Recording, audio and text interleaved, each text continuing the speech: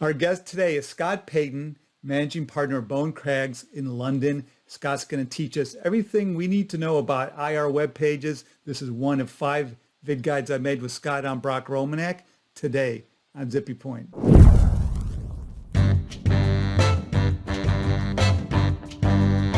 So Scott, IR web page is one of my favorite topics. So grateful that you could connect with us from London. The EU has been doing things much better than the companies in the US, in my opinion. So it's great to hear your perspective on things. So in your experience, what do investors typically want out of an IR web page? Okay, well, thanks, Brock, and thanks so much for having me on. There's a number of things that I think if you get right on an IR website, then you're going to be serving all of your key audiences really well. This is not rocket science. This is not difficult, but it's amazing how many companies kind of miss these things out. So I just want to give some examples of the fundamental cornerstones of an effective IR website. So I'm just going to share my screen and show you my first example, which is the French insurance company AXA. And this is, I think, a good illustration of the first thing I think is the first cornerstone of an effective IR presence. And that's a comprehensively aggregated results archive. We'd really recommend all companies put all materials related to a particular quarter in the same place. Lots of companies make the mistake of putting the results webcast in a different section to the earnings releases. And that just kind of forces investors and analysts to have to work hard to hunt around your website to gather together all the information that they need. So recommendation number one from us would be to have an aggregated results archive. And this is a great one. If you see along the top, you've got, it's a table, it's tabbed by year. And there's a nice matrix here where you can find everything related to a particular quarter in the same place. And AXA has a really good, really comprehensive results archive. There's a ton of stuff in here. So it doesn't have to be as rich as this, but put all results materials in the same subsection, the same part of your website. Analysts, in our view, are impatient people, and they're really going to thank you if you save them time by putting everything in the same place. So that's recommendation number one. Recommendation number two, again, not rocket science, but provide really clear signposts to investor contact information, to the contact details of your IR team. So this is a French company, construction company, Vinci, and they have, if I'm a busy analyst coming to the site looking for the IR contact details, I have to click investors, and there's a nice clear menu panel here, very, very clear link to investor contacts. And that's best practice. A lot of companies make the mistake by hiding investor contact details in a sub-menu called resources or something like that. And that's just creating work for investors and analysts. So save them time.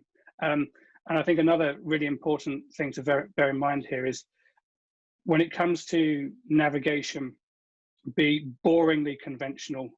Put the menu labels exactly where investors and analysts are going to expect them to be. Be creative with your design, be creative with your concept, with your content, but be boringly predictable with your navigation. So that's number two in terms of what. Yeah, I'll just pipe up real quickly. I don't know why in the US having the IR officer's contact information is not common at all. And if I was an IR officer, I would want to be named on an IR webpage to get my name out there, to get some name recognition.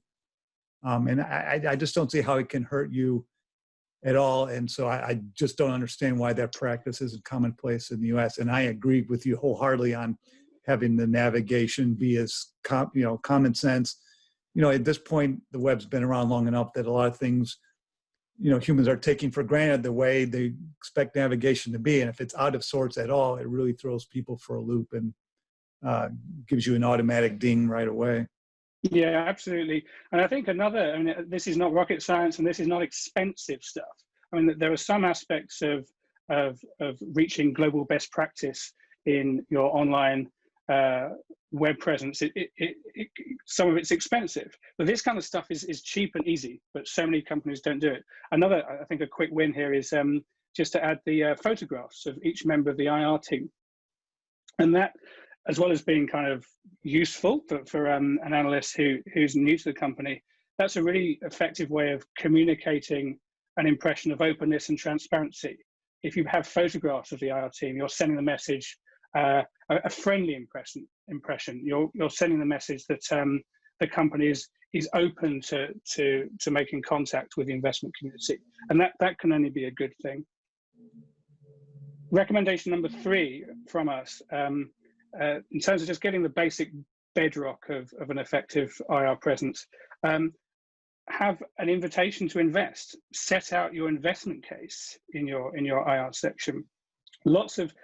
It's interesting, a lot of smaller companies tend to be better at this than the big companies, than the world's biggest companies.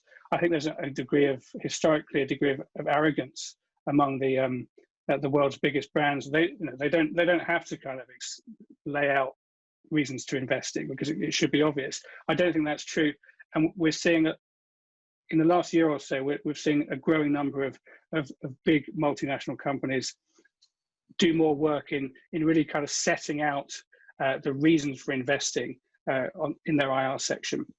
I've pulled up HSBC here, the global bank, because they've got a really nice investment case subsection in the IR section of their global website. It's just it's visually engaging, and it uses really kind of nice, clean, interactive graphics and charts just to kind of set out its stall as an investment proposition.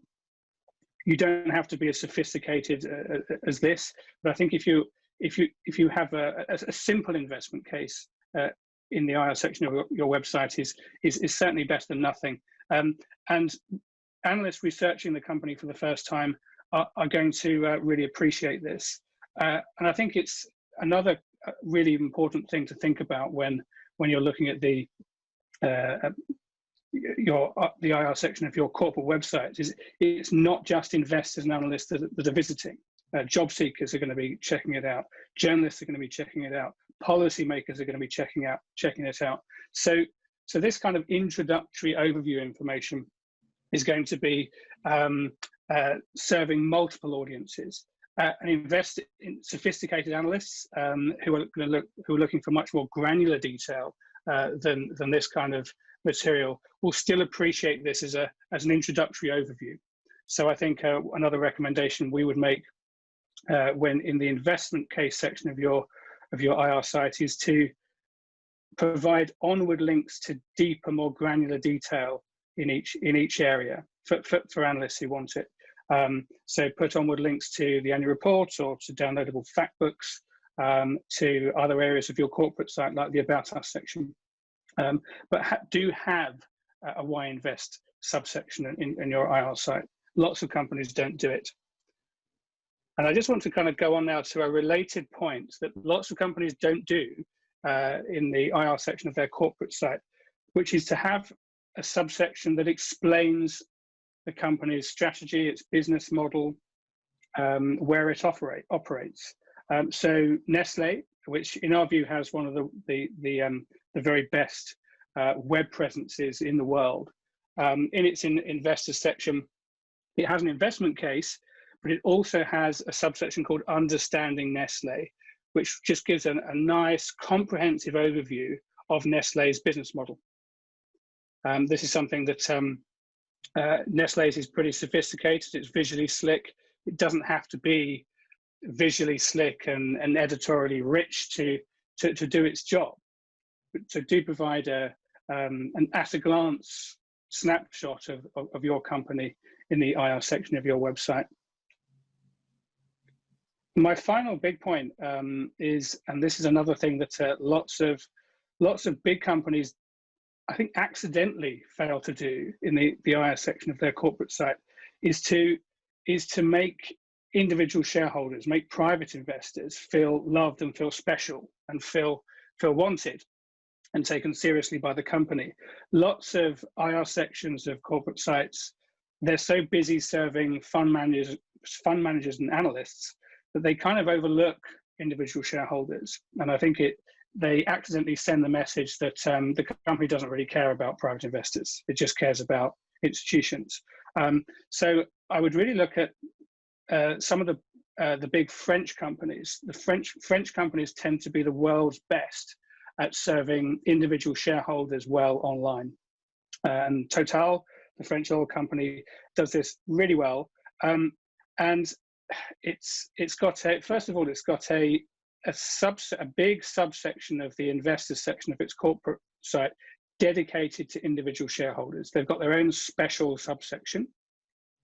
And the landing page of the individual shareholders subsection, it's got this simple text: our shareholders play a key role in growing our business. Their trust and loyalty supports the development and financial strength of Total over the long term. So immediately, Total is saying to this audience group, you're important. You're special.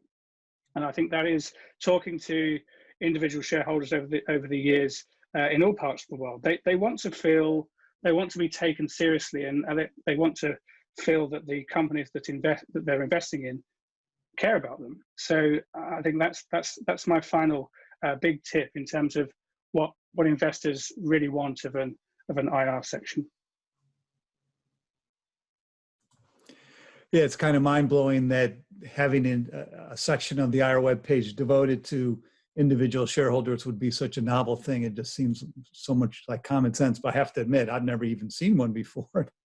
I thought it's up on this stuff. It's. I mean, if you talk to heads of investor relations, they often think that private investors are a bit of a pain. Many investor relations departments are primarily interested in serving their key analysts really well and serving institutional investors. But the thing my response to that is always, well, if you serve these people really well on your website, then they're going to send you fewer emails. They're going to pick up the phone and pester you on the phone less often. So investing in a good online service for individual shareholders is going to save you time and money, as well as make them happy. Plus, they're probably also your customers. So absolutely, 100%, 100%. Well, thank you very much, Scott. It's a pleasure.